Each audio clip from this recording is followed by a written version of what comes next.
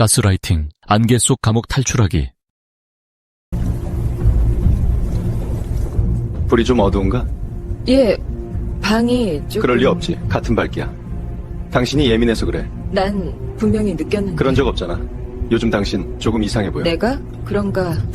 1938년 연극 가스등의 한 장면은 지금 보아도 섬뜩하다. 남편 그레고리는 집안의 가스등을 일부러 희미하게 조절한다. 아내 폴라가 방이 어두워졌다고 말하면 그는 태연한 얼굴로 답한다. 당신이 예민한 거야. 그런 건 느낀 적 없어. 요즘 당신 상태가 좀 이상해 보여. 처음에는 혼란스러워하던 폴라도 점차 자신의 감각을 의심하기 시작한다. 분명 어두워졌다고 느꼈는데 아니라고 말하는 사람은 언제나 단호하다. 결국 그녀는 내가 잘못 느낀 게 아닐까, 내가 이상해진 게 아닐까 라는 생각에 사로잡힌다. 그렇게 한 사람의 현실은 서서히 무너진다. 이 이야기에서 비롯된 심리학 용어가 바로 가스라이팅이다.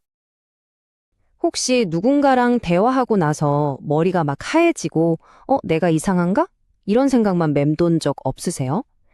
내 현실 감각을 교묘하게 조종해서 스스로를 의심하게 만드는 것. 네, 바로 가스라이팅입니다. 오늘은 이 안개 같은 심리 지배의 실체를 낱낱이 파헤쳐 보겠습니다. 만약에 지금 이 질문에 마음속으로 나 그런데 하고 고개를 끄덕이셨다면 아마 오늘 이야기가 좀 다르게 들릴 거예요. 이렇게 끊임없이 나 자신을 의심하게 되는 그 감정, 어쩌면 그냥 생겨난 게 아닐 수도 있거든요. 가스라이팅은요, 바로 이런 속삭임에서 시작돼요. 아주 사소하지만 당신의 기억에 작은 흠집을 내는 말이죠. 그리고 나서는 당신의 감정을 문제 삼기 시작하죠. 당신이 느끼는 지극히 당연한 감정들이 마치 뭔가 비정상적인 반응인 것처럼 포장되는 거예요. 그리고 결정타를 날립니다. 당신이 분명히 겪었던 현실 자체를 그냥 완전히 부정해버리는 거죠. 이 순간 내가 딛고 서 있던 땅이 순식간에 사라지는 듯한 그런 느낌을 받게 됩니다. 네, 바로 그 느낌, 그 지독한 혼란스러움, 이게 바로 가스라이팅의 최종 목표예요. 당신을 자기의심이라는 짙은 안개 속에 가둬서 스스로의 판단력을 전혀 믿지 못하게 만드는 것, 그야말로 보이지 않는 감옥이죠. 그런데 가스라이팅이라는 이 독특한 이름은 대체 어디서 온 걸까요? 이게 그냥 현대 심리학에서 뚝딱 만들어낸 용어가 아니거든요.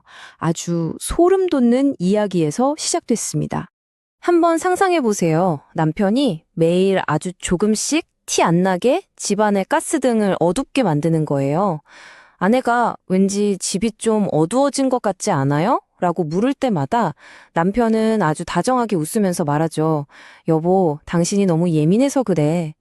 이 말이 계속 반복되면서 아내는 결국 자신의 눈을 믿지 못하게 됩니다.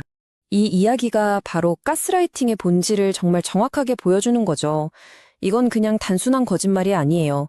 한 사람의 현실 인식 체계를 통째로 무너뜨려서 조종하는 사람이 없으면 아무것도 판단할 수 없게 만드는 아주 치밀한 심리적 파괴 공작입니다. 그럼 이 무서운 지배는 도대체 어떻게 가능한 걸까요? 아니, 어떻게 한 사람이 다른 사람의 현실을 그렇게 완벽하게 통제할 수 있게 되는 걸까요? 그 비밀은 바로 그 방식에 있습니다. 이게 가스라이팅의 가장 교활하고 무서운 점이에요. 가해자는요, 막 소리를 지르거나 위협하지 않아요. 오히려 세상에서 가장 이성적이고 침착한 사람처럼 보이죠? 그러면서 당신을 감정적이고 비이성적인 사람으로 몰아갑니다. 그럼 당신은 생각하게 돼요. 어쩌면 저 사람이 맞는 걸지도 몰라. 내가 문제인 걸까? 그들의 말은 뭐랄까 일종의 암호 같아요. 겉으로는 걱정하는 척하지만 그 속뜻은 완전히 다르죠. 다 너를 위해서 하는 말이야. 이게 사실은 무슨 뜻이냐면 네 판단은 믿을 수 없으니까 그냥 내 말을 들어 라는 뜻입니다. 네가 과민 반응하는 거야. 이건 네 감정은 틀렸어 라는 메시지고요. 이런 식으로 당신의 판단력, 감정, 기억에 계속해서 의문을 제기하는 겁니다.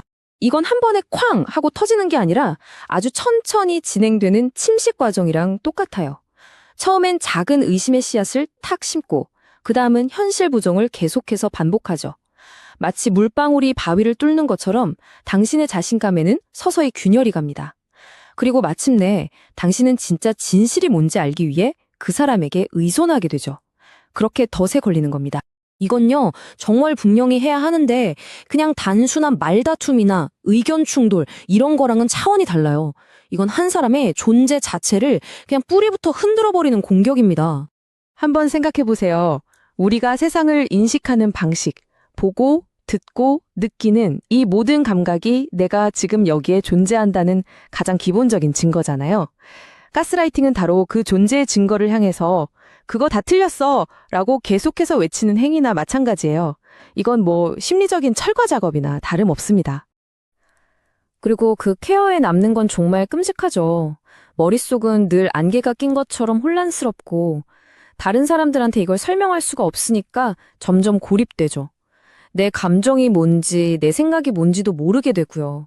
결국 이 모든 고통을 주는 바로 그 사람에게 더 매달리게 되는 최악의 상황에 이르게 됩니다. 자, 지금까지 이 어두운 이야기를 계속했는데요. 그럼 이제 가장 중요한 질문을 던져야겠죠. 이 안개 속에서 도대체 어떻게 빠져나올 수 있을까요? 분명히 방법은 있습니다. 그리고 그건 몇 가지 아주 중요한 첫걸음에서 시작됩니다. 첫째, 당신의 감각, 당신의 몸이 보내는 신호를 믿으세요. 누군가와 함께 있을 때마다 이유 없이 위축되고 뱃속이 불편한 그 느낌, 그건 당신의 직감이 보내는 경고등입니다. 둘째, 고립에서 벗어나야 합니다. 믿을 수 있는 친구나 전문가에게 털어놓는 거예요. 아니, 그건 정상이 아니야 라는 말을 다른 사람에게 듣는 순간 안개 속에서 첫 번째 빛을 발견하게 될 겁니다. 마지막으로 기록하세요.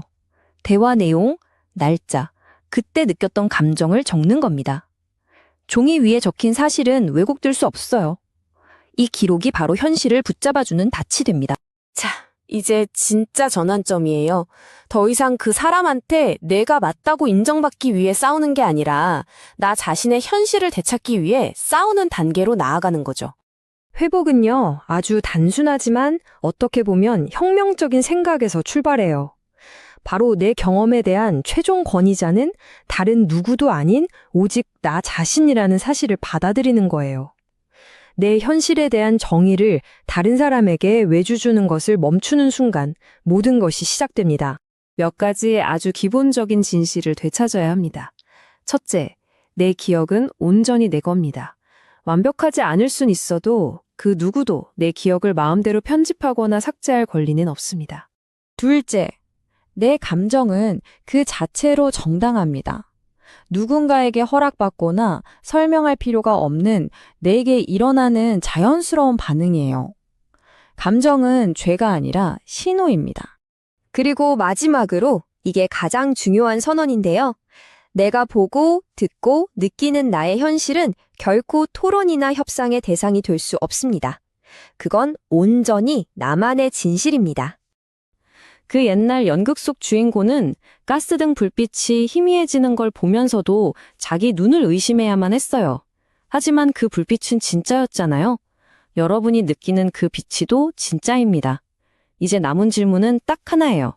여러분은 여러분 자신의 빛을 다시 믿을 준비가 되셨나요?